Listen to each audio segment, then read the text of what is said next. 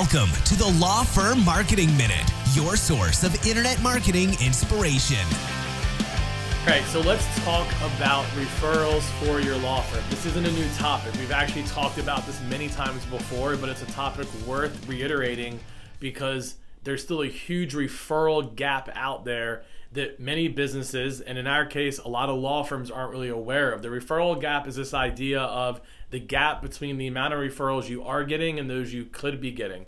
There's a statistic, we've quoted it on this show many times before, but it's worth repeating, especially if you haven't heard it. And it's that you're only getting about 1/3 of the referrals that you could be getting.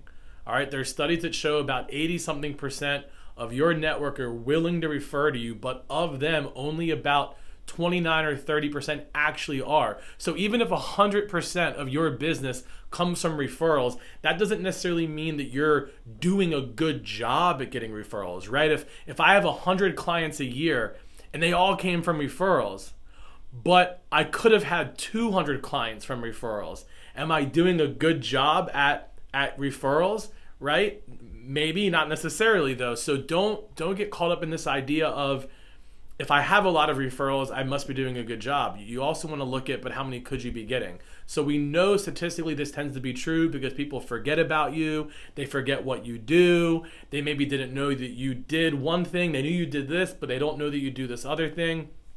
By the time that they know someone that has a need, that light bulb just doesn't go off to think of you. So we've talked about this before. We've talked about the solutions, but I really just wanted to press in on it today. The solution, it's staying top of mind. It's staying in touch. It's reinforcing what you do, your credibility, your expertise.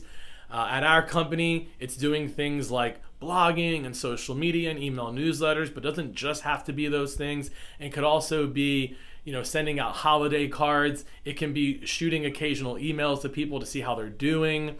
It can be getting coffee or lunch with strategic partners and referral sources. But the bottom line is, the more you stay in touch, the more you're going to close that referral gap and actually maximize your referrals. So that's something you definitely want to be aware of, even if you get a lot of business through referrals.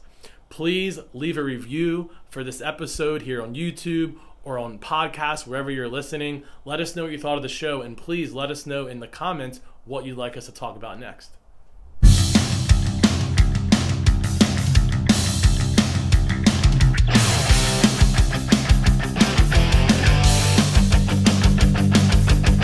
Thanks for joining us. Please visit lawfirmmarketingminute.com for more information.